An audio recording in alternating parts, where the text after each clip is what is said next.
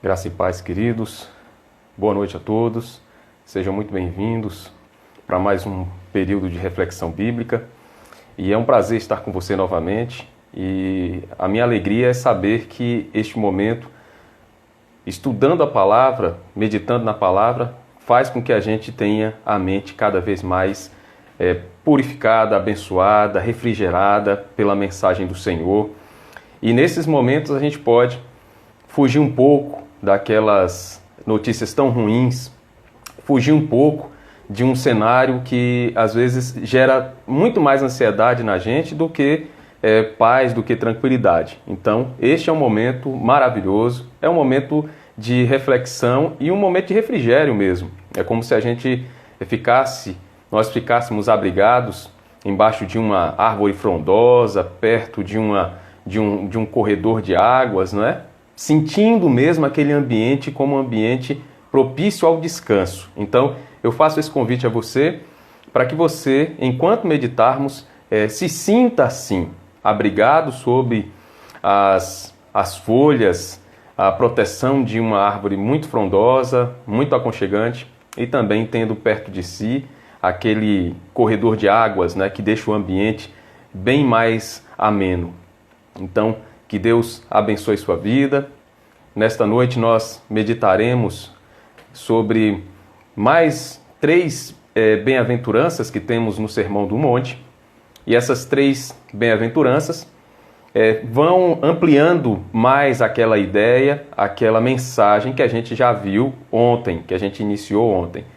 E a gente vai caminhar, vai ter momentos de estudo sobre o Sermão do Monte que vão nos levar a várias noites aí de reflexão. Então você é nosso convidado para participar de todas as noites e que Deus abençoe não só você, mas abençoe também a sua casa enquanto você participa desses momentos. Meus queridos, vamos orar para que Deus nos abençoe agora também. Vamos pedir a Deus que Deus nos guie durante esse momento de reflexão. Então eu peço que você feche os seus olhos e que a gente possa agora clamar a Deus e ter a certeza de que o nosso clamor é um clamor que tem a resposta certa de Deus. Então, feche os olhos e vamos orar neste momento. Senhor Deus, nós te agradecemos pelo cuidado, pelo amor, pela misericórdia do Senhor. O Senhor nos ensina, o Senhor nos faz perceber que a vida é realmente um ambiente, um local para que a gente aprenda e pratique o que o Senhor tem nos ensinado. E o Senhor requer da gente que a gente perceba que não vivemos aqui por acaso. A nossa existência tem uma razão. E a razão da nossa existência é anunciar o Senhor, as tuas boas novas, é viver de modo que outras pessoas consigam perceber que a vida no Senhor e que não há lugar melhor para estar do que em tua presença. Então que o Senhor nos conduza também neste momento de reflexão, nós que estamos aqui imbuídos desse desejo tão nobre que é o desejo de aprender mais a tua palavra. Então que o Senhor faça com que esse desejo seja alcançado e que a gente consiga realmente aprender cada vez mais do Senhor. Nos abençoe, nos guie, em nome de Jesus. Amém. Amém, queridos. Eu vou colocar aqui o texto da nossa reflexão desta noite. E eu peço que você abra aí a palavra do Senhor nele. Mateus 5, versos de 6 a 8, tá bom? Abra aí a palavra do Senhor. E eu vou ler aqui. E peço que você acompanhe aí na sua Bíblia. E mantenha a sua Bíblia aberta. E a gente vai pensando, vai analisando cada parte desse trecho que a gente vai estudar hoje, que a gente vai meditar hoje. E nada melhor do que você ter a fonte de toda essa informação aberta. Então permaneça com a Bíblia aberta e acompanhe a leitura que eu vou fazer agora. Acompanhe aí na sua Bíblia. Versos de 6 a 8. Bem-aventurados os que têm fome e sede de justiça, pois serão satisfeitos. Bem-aventurados os misericordiosos, pois obterão misericórdia. Bem-aventurados os puros de coração, pois verão a Deus. Amém. São 3 versículos, queridos, que trazem para a gente informações das mais importantes, urgentes para a nossa vida cristã. Quando a gente pensa sobre aquilo que a gente tem na vida, normalmente o que a gente consegue porque primeiro a gente pensou, a gente desejou aquilo, a gente correu atrás, a gente buscou. Dificilmente algo vai acontecer como num passe de mágicas. Na vida da gente, tudo que a gente conquista vem como resultado, como resposta de um trabalho árduo, de uma busca árdua. Se você quer melhorar como um estudante, precisa ler, precisa estudar. Você não vai aprender aquelas informações que estão no livro por osmose, né? Você não vai colocar o livro debaixo da sua cabeça, do travesseiro e dormindo, você não vai ter como você assimilar esse conhecimento dessa forma. Você tem que ler, você tem que se aprofundar, tem que problematizar a questão. Você quer conseguir melhorar na sua vida profissional, vai precisar também se empenhar ao máximo para se destacar, para corrigir os pontos fracos, para perceber quais foram as áreas que realmente deram resultado positivo, e assim vai. Então a gente pensa e a gente deseja algo antes da gente conseguir conquistar, pelo menos essa é a ordem natural das coisas.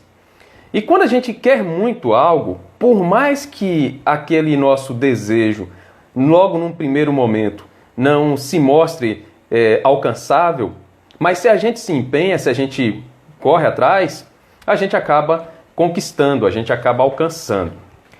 E quando a gente olha para esse texto, a gente vê que há um quê desse desejo no coração, não é? Você pode perceber que os 3 versículos falam sobre aquele que tem desejo de algo, por exemplo, tem fome e sede de justiça, e eles serão satisfeitos. Fala também daqueles que são misericordiosos, então eles desejam oferecer misericórdia ao outro, e eles também receberão misericórdia, então na mesma intensidade com que são misericordiosos, também recebem a misericórdia, e também vendo que aqueles que são puros de coração, eles verão a Deus. E a gente vai perceber lá adiante que esse puro de coração, ele também denota um desejo que deve existir no coração da pessoa. Então, de todo modo, quando você avalia esse cenário, esse contexto, você vai perceber que deve existir no coração da gente esse desejo. E como a gente olhou ontem, a gente analisou ontem, quando Deus transforma a nossa vida e nos dá a salvação, porque é pela graça, é de graça, não é paga, eu não recebo a salvação por obras, por ter me comportado bem, a gente sabe que não é assim. A palavra de Deus diz, Efésios 2:1, Ele vos deu vida, estando vós mortos em vossos delitos e pecados. A gente sabe que nos versículos de 8 a 10 também de Efésios 2, o Senhor diz que, através de Paulo, que essa salvação não vem pelas obras, mas é dom de Deus, para que ninguém se gloriasse, para que ninguém dissesse, eu consegui por meus méritos. Então, Deus nos salva, a gente viu isso ontem, né? Aquela pessoa que não tinha nada, que estava encolhida, encurvada, numa necessidade absurda, porque ela estava num contexto de vida, espiritualmente falando, totalmente desvalido, abaixo da linha da pobreza, espiritualmente falando, e ali ele olha para Deus e pede se lança nas mãos de Deus, porque Deus tocou no coração dele, porque Deus foi ao encontro dele. E a partir daquele momento começa toda uma mudança na vida dessa pessoa bem-aventurada, né? A bem-aventurada porque foi alcançada pela graça de Deus. E quando a gente chega nesse ponto, a gente vai perceber que essa pessoa já está de pé, ela já está caminhando na fé cristã, ela já está caminhando nessa jornada do cristão, da vida cristã, e ela precisa ficar atenta a todas essas questões que estão aqui. Isso já é algo que marca a vida dela, marcante. Assim como a gente viu ontem, a humildade, a mansidão, né? Que já é um comportamento resultante daquela mudança de vida. causada pela regeneração, ou seja, a regeneração, aquela ação de Deus através do Espírito Santo, através de sua palavra, no coração do ser humano, transformando aquele desejo que antes era só o desejo pelo pecado e o ódio em relação a Deus, transformando esse desejo, esse ódio, esse desejo pelo pecado e o ódio em relação a Deus, em amor a Deus e em afastamento do pecado, em raiva, em ódio agora do pecado. Então, regenerados pela salvação do Senhor, nós nos deparamos com esse cenário. Então vamos lá, quero pensar com vocês aqui, nesta noite, sobre essas bem-aventuranças, né? Bem-aventurados os que têm fome e sede de justiça, bem-aventurados os misericordiosos e os puros de coração. E o primeiro deles é o que está aqui no versículo 6, bem-aventurados os que têm fome e sede de justiça. E aqui eu quero fazer uma observação que inclusive eu pego emprestada de William Barclay, quando ele fala que essa avaliação, essa identificação que se faz aqui com a fome e a sede, que elas só serão bem compreendidas se a gente fizer uma análise de qual era o conceito da época sobre fome e sede. Porque nas palavras de Barclay, não há aqui aquela para nós ocidentais, ou as pessoas que vivem hoje tendo tudo à mão, que não há como compreender a profundidade dessa mensagem que Jesus transmite aqui. A gente tem que voltar ao primeiro século e compreender o contexto de vida daquelas pessoas para que a gente consiga captar qual é a mensagem. Quando se fala sobre fome e sede, o cenário, a imagem que Barclay pinta é a seguinte: é a de que a pessoa que estava ali no primeiro século, ela não tinha água encanada em sua casa, água corrente, ela não tinha água toda hora que ela precisasse, era um artigo muito caro, era algo que tinha que ser cuidado com bastante atenção.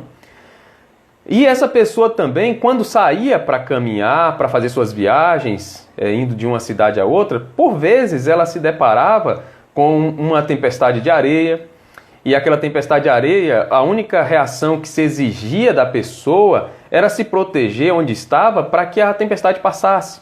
E nas palavras dele, aquela pessoa que estava ali no meio da tempestade, ela se protegia como podia, mas a areia acabava entrando, não é, em todas as partes da roupa, entrava também pelas narinas e a garganta ficava seca. E naquele momento o que a pessoa mais queria era água para satisfazer aquela sede causada por aquela tempestade, a garganta ressecada, a boca seca. E também, enquanto caminhava pelo deserto, precisava ter uma fonte de água para que ele pudesse saciar a sua sede e não morrer, né? Então, pensar na sede, a gente tem que avaliar um cenário assim, de um contexto em que as pessoas, quando Jesus disse que elas deviam ter, os bem-aventurados eram os que tinham fome e sede de justiça, que quando se falou de sede, o contexto era esse, as pessoas pensavam logo mesmo, não, eu sei o que é passar sede, eu sei o que é desejar ardentemente a água, eu sei o que é isso. No sertão, né, do nosso país, e quando eu digo no nosso país, porque tem regiões que sofrem com a seca no Nordeste, mas também tem em outras áreas do país, regiões que estão sofrendo com a seca, né? E que acabam se tornando uma região bastante sofrida mesmo por falta de água. As pessoas que enfrentam esse tipo de problema dão um valor muito alto, uma atenção muito alta para a água e sabem como é viver no limiar entre a vida e a morte, porque a água não foi suficiente para poder hidratar o corpo. Então, essa sede traz aquela ideia de que a pessoa quer a água de forma desesperada. O corpo dela pede pela água. É algo que ela necessita, não é só para tomar um copo de água e se sentir ali mais aliviado, não. É alguém que necessita como vida ou morte. É algo que coloca ela nesse território, entre a vida e a morte. Quando fala sobre fome, há aquela ideia também de que no primeiro século as pessoas não tinham uma dieta assim tão equilibrada. E pelos comentaristas bíblicos, a gente vê que aquele período, a média, a regra para o judeu naquela região, pelo menos pelos comentários bíblicos, era de comer, por exemplo, carne uma vez por semana. Não tinham carne assim todos os dias na mesa. A dieta não era uma dieta tão farta, era uma dieta mais restrita. Inclusive na região onde havia os pescadores, viviam as colônias de pescadores, muitos comentaristas bíblicos vão dizer que havia uma pobreza muito forte nessas regiões, né? O sofrimento era muito grande. Então, pensar em fome era pensar em algo que era comum àquelas pessoas, pelo menos a grande maioria delas, naquele primeiro século.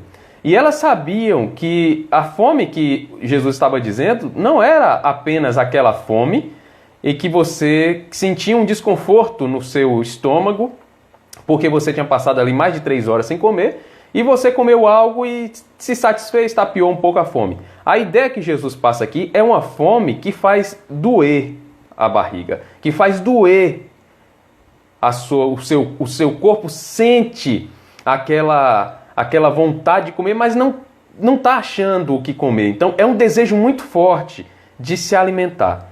E quando ele fala aqui nessa fome e sede, usa elementos do dia a dia. Para nós hoje, a gente entende de uma forma mais light, por assim dizer, mais amena.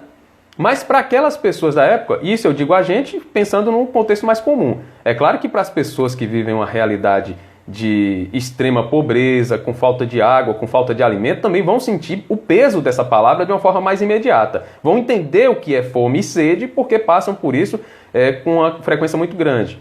Mas aqueles que ouviram Jesus lá no primeiro século, tenha certeza, na hora eles conseguiram captar essa mensagem e perceberam que havia aqui uma palavra bastante importante para se dar atenção, para se entender. Então ele fala sobre fome e sede, nesses termos, algo que tem que ser mesmo real, tem que vir do fundo do coração, um desejo forte, tanto pela comida quanto pela bebida, nesse sentido, e ele aponta o que é que vai saciar essa fome e essa sede. Então, a gente vai ter a fome e a sede saciada pela justiça de Deus. E é bem importante perceber aqui que assim como ele usa o retrato aqui da fome e da sede, essa imagem, a fome e a sede para o ser humano, elas não são saciadas de uma vez só. Você não comeu uma vez só na vida e se sentiu saciado pela vida toda. A gente come e a gente toma água, a gente bebe algo na medida em que a gente sente necessidade.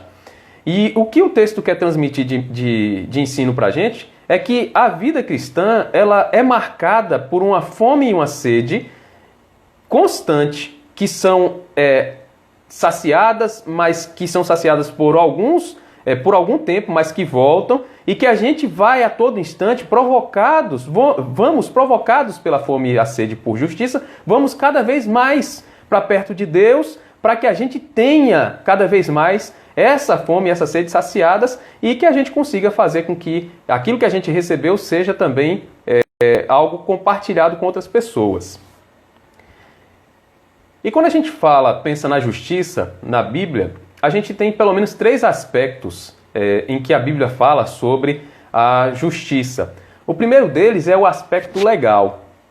E esse aspecto legal é um legal, mas um legal no sentido de justificação. É aquela ideia de que a lei exigia que o ser humano tivesse um mediador, que tivesse um sacrifício perfeito. O Senhor, Deus, exigia isso. Então aqui esse aspecto legal é o de que deveria haver essa justificação. E naturalmente ela aponta para Cristo. Então o aspecto de justiça na Bíblia, o primeiro deles é o legal no sentido messiânico. O pecado só seria acabado, só seria extirpado no sentido de perdão através do sacrifício do Cordeiro de Deus, do Messias e da ressurreição dele. Então, esse é o primeiro aspecto. O segundo é o aspecto moral e fala sobre aquela conduta que agrada a Deus.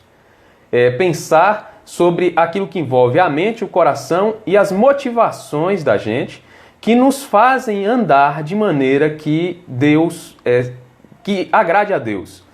Quando a gente pensa nesse contexto, nesse aspecto moral, daquilo que agrada a Deus, o nosso comportamento, a nossa conduta, a gente pode inclusive pensar sobre o que a Bíblia fala do que é ser tido como alguém abençoado por Deus. Na nossa sociedade, a pessoa ser abençoada por Deus, muitas vezes, é ser uma pessoa que tem uma condição financeira avantajada, ser uma pessoa que tem um sucesso na profissão, é uma pessoa que deu certo em tudo, aquele negócio todo. Só que a Bíblia não fala exatamente sobre esse conceito de ser abençoado por Deus. O conceito de ser abençoado por Deus na Bíblia é a gente pode explicar como alguém que caminha de uma maneira que agrade a Deus e que Deus fale, por assim, bem dessa pessoa. O testemunho que Deus dá sobre essa pessoa é um testemunho bom. Lembrar aí do comportamento de Moisés, o comportamento também de Jó. Então, aqueles de quem Deus fala bem. Então, ser abençoado é isso. E está estritamente ligado ao aspecto moral da lei, da justiça, né? E há um outro aspecto, que é o terceiro, que é o aspecto social.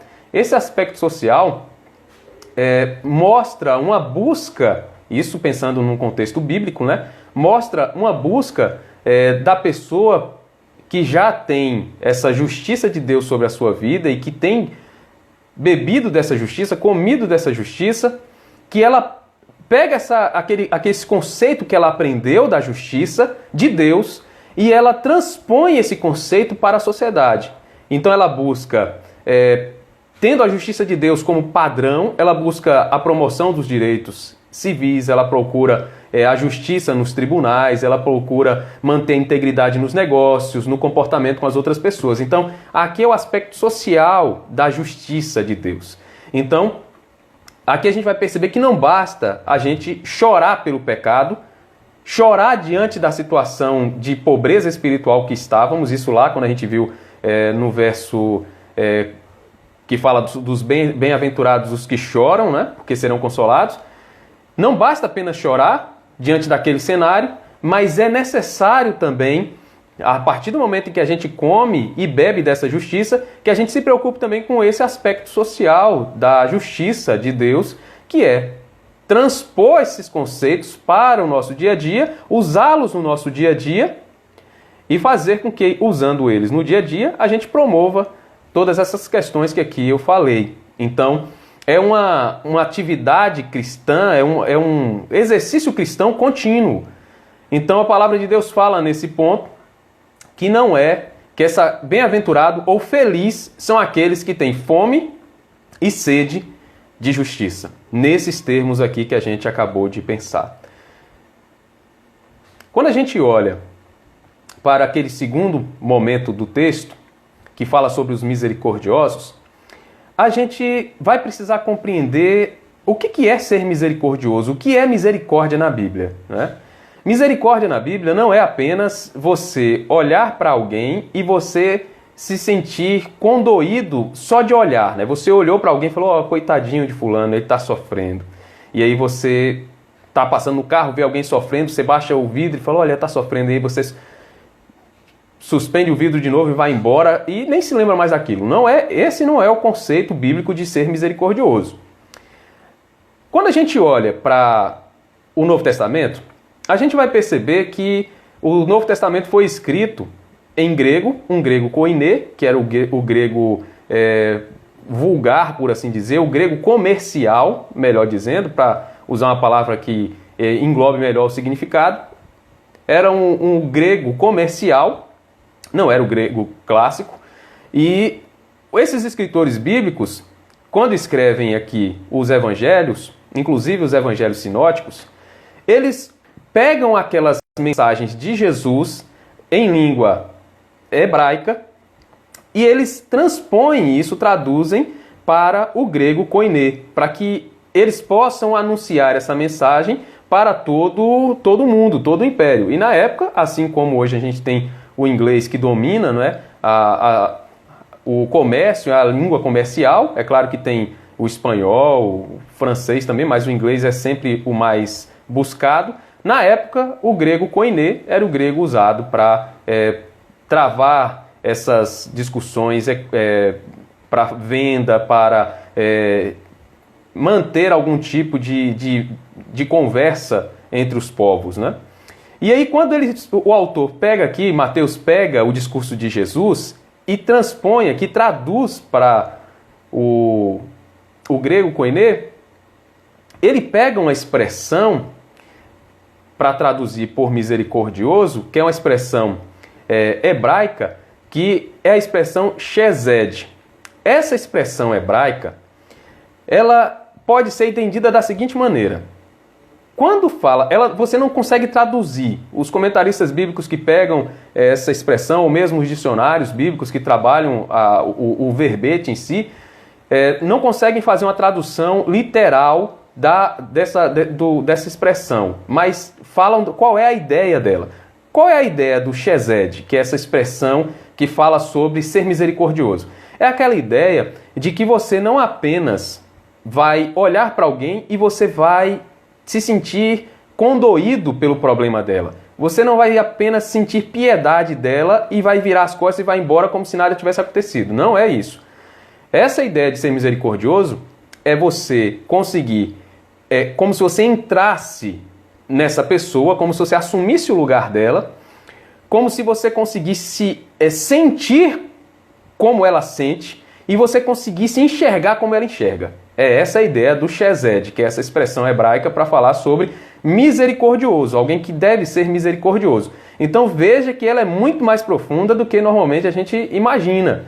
Então quando a palavra aqui diz que nós devemos ser misericordiosos, então bem-aventurados os misericordiosos, porque eles alcançarão misericórdia, está dizendo aqui, é como o que Jesus fez por nós. Olha só qual é a conexão.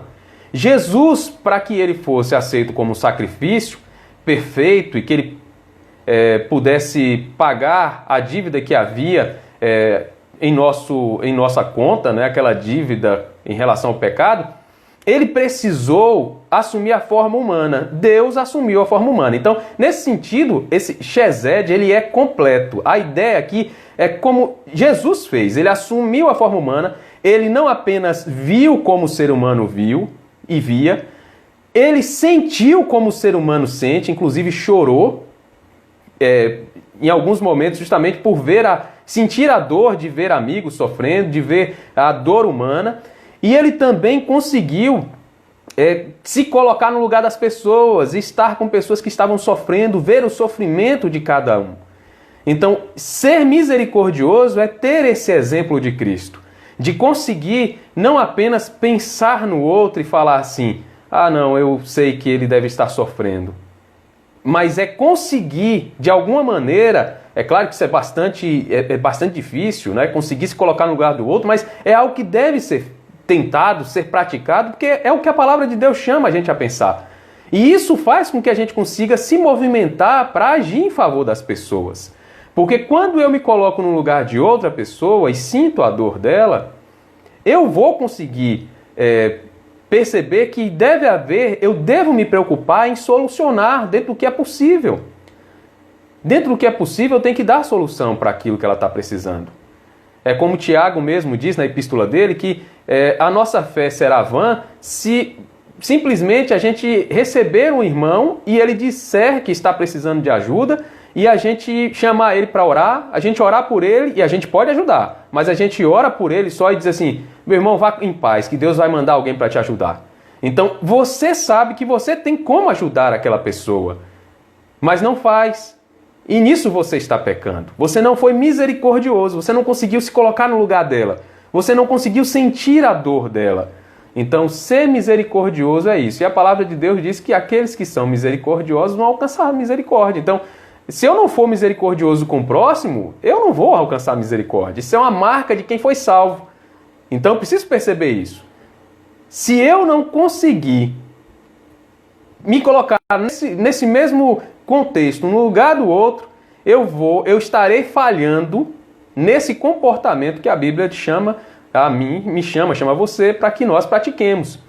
E é importante perceber também que essa ideia de ser misericordioso, ela tem ligação com uma expressão que a gente tem no nosso português, mas que vem de uma expressão grega, que é simpatia, a expressão simpatia. No grego, ela é a junção de duas palavras. A primeira palavra é o sim, que significa junto com. E a segunda é o pachem. Essa expressão pachem, que é a segunda expressão que se reúne à primeira para dar o sentido de simpatia, significa experimentar ou sofrer. Então é aquela ideia de quem tem simpatia pelo outro, não é aquela simpatia pura e simples como a gente tem em nossa língua, que às vezes não transmite toda a ideia, né, do que é ter simpatia por alguém. Mas no grego a ideia é você estar junto com alguém e sofrer a dor dessa pessoa, estar junto com ela no sofrimento. Estar junto com ela no sofrimento. É você ter simpatia por alguém. Isso pegando essa ideia mais profunda do grego, né? Então, quando a gente olha para essa palavra, a gente vai perceber que há aqui o ensino do Senhor de que bem-aventurados são esses misericordiosos. As pessoas que ouviram Jesus falar na época entenderam falar em sua língua, porque ele estava falando na língua deles. Quando ele usou essa expressão Chesed para falar sobre ser misericordioso, eles entenderam que a misericórdia ali era algo bastante profundo e que era não apenas olhar para o outro e se sentir condoído pelo outro, mas estar no lugar do outro, sofrer no lugar do outro. É como se, às vezes a gente vê, né, em alguns filmes, a pessoa trocou de corpo com a outra, né? Aí ela acorda, toma um susto, ela está no corpo da outra pessoa e ela começa a tentar reagir, agir para solucionar aquela situação, mas ela está no corpo de outra pessoa, ela está sofrendo as dores de outra, ela está sofrendo as perseguições de outra. E aí a ideia aqui é essa, a ideia de que você se coloca no lugar do outro. É como se você assumisse o corpo dela, você assumisse o lugar dela. Então, há uma palavra do Senhor, lá no Antigo Testamento, inclusive uma maldição, para quem não for misericordioso, né? Para aquele que não usa de misericórdia com o outro. Olha só, está no Salmo 109, versos 6 a 16. Olha só a maldição que está aí para quem não é misericordioso. Diz assim, Salmo 109, versos 6 a 16. Designe-se um ímpio como seu oponente, isso aqui é o Senhor falando, né? Para que essa pessoa que não é misericordiosa, que o Senhor haja dessa maneira com ela. Então aqui são as ordens dele. Designe-se um ímpio como seu oponente, à sua direita esteja um acusador, seja declarado culpado no julgamento, e que até a sua oração seja considerada pecado, seja a sua vida curta, e outro ocupe o seu lugar. Fiquem órfãos os seus filhos e a sua esposa viúva. Vivam os seus filhos vagando como mendigos, e saiam rebuscando o pão longe de suas casas em ruínas. Que um credor se aposse de todos os seus bens, e estranhos saqueiem o fruto do seu trabalho. Que ninguém o trate com bondade, nem tenha misericórdia dos seus filhos órfãos. Sejam exterminados os seus descendentes e desapareçam os seus nomes da geração seguinte. Que o Senhor se lembre da iniquidade dos seus antepassados, e não se apague o pecado de sua mãe. Estejam os seus pecados sempre perante o Senhor, e na terra ninguém jamais se lembre da sua família. Pois ele jamais pensou em praticar um ato de bondade, mas perseguiu até a morte o pobre, o necessitado e o de coração partido. Então vejam aí uma palavra dura do Senhor, né? Uma maldição mesmo sobre a vida de alguém que não se comporta de maneira misericordiosa. Então a palavra de Deus diz, bem-aventurados são os misericordiosos. Que nós, queridos, sejamos assim, sejamos misericordiosos, porque, de fato, pensar na dor do outro sem se colocar no lugar dele é o mesmo que nada. E, por fim, a gente tem aqui o trecho que fala sobre os puros de coração, né? E quando se fala sobre os puros de coração, bem-aventurados os puros de coração, diz assim o texto, bem-aventurados os puros de coração, pois verão a Deus. A expressão que é aplicada aqui para falar sobre puros de coração é uma expressão chamada kasaros, em grego. Ela era uma expressão bastante usada, inclusive para falar, para se referir a uma roupa que estava suja antes e que foi limpa, né? Ou mesmo para o trigo que foi separado da palha estava limpo, e ela sempre, normalmente, era usada, empregada junto de outra expressão também grega, que é a expressão akeratos, que é uma expressão que fala sobre você ter alguma coisa limpa, mas que ela tem uma limpeza no sentido de que ela não teve uma mistura na forma, não é? E ela, quando caminhava junto com essa outra expressão, além de ser considerada limpo, ou ser considerado limpo aquilo, ele era também considerado sem mistura. Então, era usado basicamente, quando estavam reunidas essas duas expressões, para falar sobre o vinho que não tinha mistura, ou o leite que era vendido e que não era acrescido de água. Então, era um leite puro e um vinho puro. E também era usado para se referir, quando vinham as duas juntas, né? Para falar sobre um metal que não tinha nenhuma outra mistura, era um metal puro.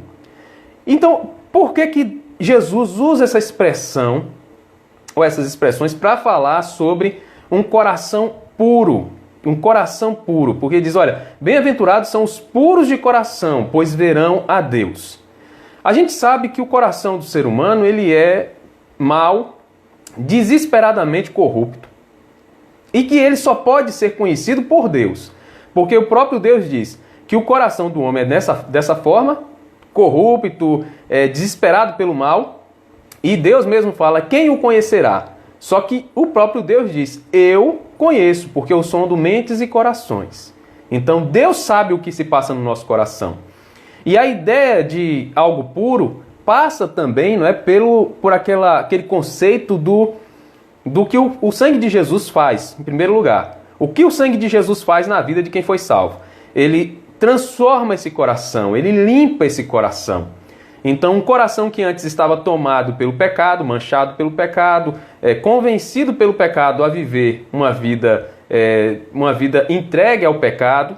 E aqui eu nem digo, a expressão de convencido pelo pecado não pode nem se aplicar, se for pensar bem, porque enquanto não tínhamos Cristo, nós não estávamos a convite do pecado sobre o seu governo. Nós estávamos sob ferros. Nós estávamos coagidos, éramos escravos do pecado. Isso é o que a palavra de Deus fala e em Romanos isso é bastante claro. Então, naquele período em que estávamos como escravos do pecado, nós tínhamos o coração completamente dominado pelo pecado. Só que depois dessa transformação, inclusive do choro, pelo pecado, pela nossa situação sem Deus, da nossa busca por Deus, dessa mudança de vida que o texto está mostrando aqui, o nosso coração passa por essa mudança, temos o sangue de Cristo sobre nós e isso já nos limpa do pecado. Mas o texto vai um pouco além. Quando Jesus fala sobre coração puro, ele faz uma conexão também, até pegando essa ideia, né, dessa outra expressão, do akeratos, para falar sobre algo que é misturado. Então, se você disser que algo é puro, no sentido só de puro, de ter feito a limpeza, como se faz com o trigo ou com a roupa, que você põe a roupa na máquina e ela está limpa, aí você poderia pensar, num primeiro momento, só sobre aquela primeira expressão, que é o cásaros, que fala sobre algo que está limpo. Mas quando você quer falar de alguma coisa que está limpa, sem adição de alguma outra coisa, que ela não foi diluída, que ela não foi misturada, aí você reúne a outra expressão, que é o akeratos. Então, com essas duas expressões, a gente tem algo que não apenas é limpo, mas algo também que não sofreu adulteração.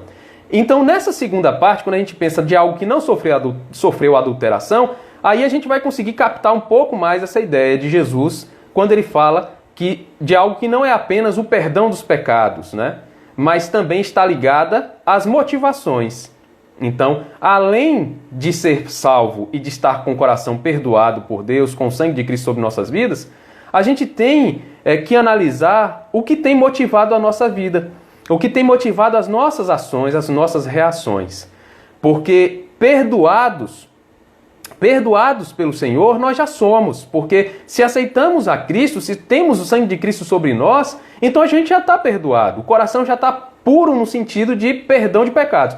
Mas só que o texto, quando caminha mais e usa essas expressões, o próprio Cristo apresentando essas expressões, empregando isso no discurso, ele está falando de algo que, além desse perdão, tem que ser analisado no seu comportamento, que são as motivações. Então, aqui eu tenho que pensar que bem-aventurado é aquele que não tem, dentro das suas motivações, motivações ruins, erradas.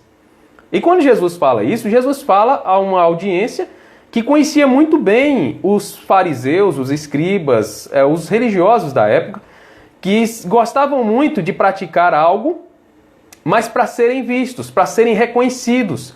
E uma pessoa que age dessa forma, ela não está com o coração puro. Por quê? Porque esse coração está contaminado, houve uma diluição do que era o coração, e ele não é mais puro, é como se fosse um metal, por assim dizer, um metal que antes devia ser puro e agora ele está misturado com a escória. Então, pensar em alguém que faz algo com a motivação de ser visto pelos outros e de ser reconhecido pelos outros, isso já demonstra que esse coração não está puro nos termos que a Bíblia ensina. Então, a minha motivação eu tenho que analisar, eu tenho que perceber o que é que me motiva. E quando a gente pega essa expressão, esse versículo, quando fala sobre o puro de coração, se a gente fosse traduzir, pegando essa ideia que eu falei agora, ficaria da seguinte maneira o versículo: bem-aventurado é o homem cujas motivações são sempre íntegras e sem mescla de algum mal, porque este é o homem que verá a Deus. Então veja, essa tradução que eu estou pegando aqui não vem da minha cabeça não, isso aqui é resultado de pesquisa, tá bom? Então são comentaristas bíblicos que trabalham essa ideia. Olha só como é que ficaria o versículo dentro dessa ideia que eu acabei de passar para vocês aqui. Bem-aventurado é o homem cujas motivações são sempre íntegras e sem mescla de algum mal, porque este é o homem que verá a Deus.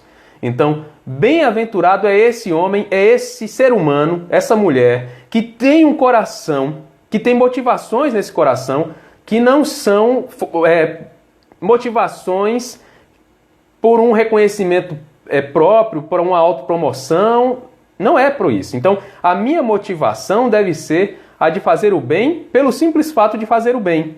Dentro do contexto de que a gente precisa ser misericordioso, esse versículo completa a ideia, não é? Então, eu tenho que pensar em ser misericordioso não para que uma banda vá tocando atrás de mim, fazendo uma festa para que as pessoas que estão passando me vejam, aquela música chame a atenção e as pessoas vejam que eu estou fazendo bem. Se eu estou fazendo bem e eu estou noticiando isso, eu estou dando publicidade a isso, o meu coração não é puro, porque já está contaminado por um sentimento que não era o que deveria existir. É como a palavra de Deus fala, e a gente vai ver nesse ciclo de reflexões sobre o Sermão do Monte, né? Que aquilo que você faz com uma mão, você tem que esconder da outra. Porque Deus que vê em secreto, abençoa em secreto. Então, essa ideia de ter um coração puro não é apenas ser perdoado por Deus, pelo sangue de Cristo, porque isso já é uma bênção maravilhosa de sermos salvos pelo sangue de Cristo, mas pelas próprias expressões que Jesus usa, faz um avanço na ideia e traz também um conceito de motivações. O que nos motiva? Então, para que eu seja visto como bem-aventurado, como feliz, e que eu verei a Deus como alguém que tem um coração puro, as minhas motivações, a motivação da minha vida cristã, a motivação do meu comportamento cristão, deve ser aquele de honrar a Deus e de glorificar a Deus, ao invés de trazer para mim todos os holofotes, todos os louros, todas as atenções. Então é perceber que eu tenho que fazer o bem, mas fazer porque eu tenho feito por ordem do Senhor e que isso não é para meu reconhecimento próprio. É como conta uma história de John Bunyan, que depois dele ter feito uma pregação muito eloquente, né, tocou as pessoas que estavam ali na igreja e tal, e ele veio descendo as escadas, né, os degraus do púlpito, e uma pessoa chegou para ele e disse assim, olha, a mensagem foi maravilhosa, você foi fantástico. E ele disse, o diabo já falava isso comigo quando eu descia as escadas. Né? Aquela ideia de que havia já no coração dele essa luta por não chamar para si a glória, porque ele anunciou a palavra, mas a vaidade pessoal já estava querendo tomar lugar. Então ele disse, olha, o diabo já falou isso comigo enquanto eu descia as escadas. Porque veio no coração dele essa ideia de que ele tinha feito algo bom. E da mesma maneira, da mesma forma que veio isso, ele já começou a corrigir esse comportamento porque ele entendeu que aquela motivação não era correta. E quando alguém veio ao encontro dele para dizer que tinha sido uma mensagem maravilhosa, ele disse: eu já ouvi isso e o diabo foi quem falou para mim e eu não quero ouvir isso porque a glória é para Deus. Então essa mensagem é dele, a glória é dele. Então essa parte, queridos, de que você tem que viver uma vida com coração puro, pega essa ideia também. Então quando a gente avalia esses três versículos aqui que falam sobre essas três bem-aventuranças, a gente pode pensar num resumo que é uma progressão dentro daquela ideia que a gente já viu desde ontem, que é uma progressão dentro daquela jornada da fé, desde a salvação até o cotidiano cristão, e que o Senhor, quando diz que nós devemos ter fome e sede pela justiça, quando ele fala sobre fome e sede, ele fala num contexto do primeiro século, em que as pessoas comiam carne dentro de uma média, uma vez por semana, não tinham essa proteína todas as vezes na mesa, a mesa não era farta sempre. Eram pessoas que também não tinham água, na torneira, água corrente toda hora, elas tinham que racionar a água, e por diversas vezes, até nos deslocamentos delas, elas acabavam enfrentando tempestade de areia, acabavam ficando com sede no meio dessa confusão toda, e podiam até morrer se não achassem uma fonte de água, e se o reservatório que elas tivessem levado de água tivesse cheio de areia. Então era algo que delimitava a situação como algo entre a vida e a morte. Então ter fome e sede, no que Jesus fala, era aquilo que marcava a vida ou a morte dessas pessoas. Então para o cristão, ter fome e sede de justiça é estar no mesmo cenário. É ter tanta fome e tanta sede que você não consegue pensar em outra coisa a não ser dar solução para essa fome e essa sede. E essa fome e sede só pode ser solucionada na justiça de Deus. E a gente viu aqui que o texto, quando a gente pensa na justiça de Deus, a gente tem a justiça de Deus de forma legal, que era legal no sentido da lei judaica, a lei que previa inclusive a vinda do Messias, e os 10 mandamentos que falavam sobre o comportamento que agrada a Deus, mas que acabava sendo só um diagnóstico do pecado, e que em Cristo nós teríamos o perdão. Então, o conceito legal era apenas perceber que precisávamos de Cristo para sermos salvos. A gente viu também o aspecto social e o aspecto moral. O moral é o comportamento, o social é levar esse conceito aprendido sobre a justiça de Deus para a sociedade. E a gente viu também sobre ser misericordioso, que eu até trouxe a expressão, o Chesed, que fala sobre não apenas olhar para alguém e se condoer com a situação daquela pessoa, mas é se colocar no lugar dela. Deu o exemplo de Jesus, inclusive, quando tomou a forma humana. Então você ver, sentir, sofrer como ela sofreu. Trouxe aqui aquela junção das expressões sobre a simpatia, não é? Que fala sobre sofrer junto da pessoa, então é sofrer, padecer junto com ela, que essa simpatia dentro de um conceito grego é o que tem mais a ver com essa ideia de misericórdia, do Chesed no hebraico. E você vê também que quando fala de retos, coração puro, fala de um coração puro apenas de ter sido purificado pelo sangue de Cristo, mas quando reúne as duas expressões hebraicas para falar sobre pureza, sobre purificação, aquelas duas expressões gregas fala sobre algo que não é apenas puro, mas também que não tem não está misturado, diluído com algo. E essa diluição traz a ideia da motivação. Então a nossa motivação não pode ser a de trazer a atenção para nós. Quando ajudamos outras pessoas, não podemos imaginar que devemos ajudar com o intuito de receber algo em troca, mas a nossa motivação deve ser simplesmente a de viver como Cristo mandou que vivêssemos, que é o sermos pessoas que geram bênção, benefícios, bem-estar em quem está próximo. Então a ordem que o Senhor dá para nós, para que sejamos felizes nesta vida, é de que nos comportemos como Ele ensina nesse texto. E também nos demais, Mas aqui porque é o nosso alvo nesta noite. Então que Deus aplique no seu coração essa palavra, essa mensagem. Faço votos que você tenha compreendido essa mensagem, e que, de fato, isso surta efeito na sua mente, no seu coração, e que você não seja bem-aventurado apenas teoricamente, mas que você seja bem-aventurado na prática, como o texto mesmo ensina, tá bom? Então que Deus abençoe a todos. Nós já estamos no fim deste momento de transmissão. Que Deus aplique no coração de vocês essa mensagem. Amém? Queridos,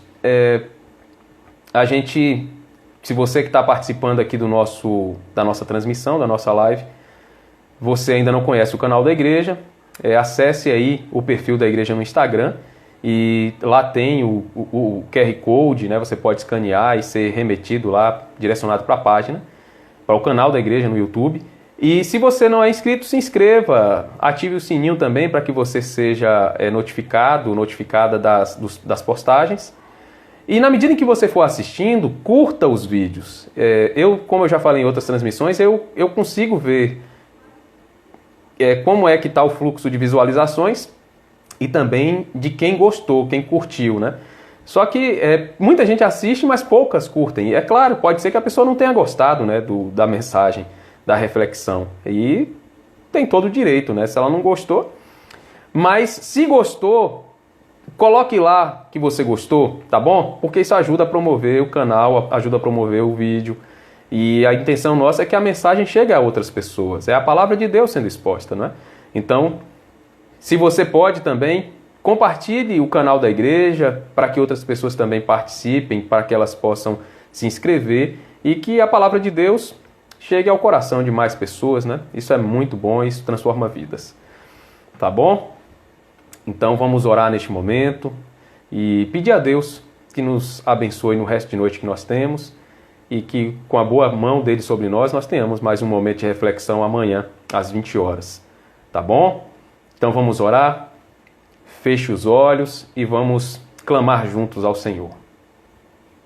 Senhor Deus, nós te agradecemos neste momento porque o Senhor nos deu a oportunidade de meditarmos em Tua Palavra mais uma vez. Aplique em nós, Deus, a Tua Palavra. Aplique em nós os ensinos do Senhor.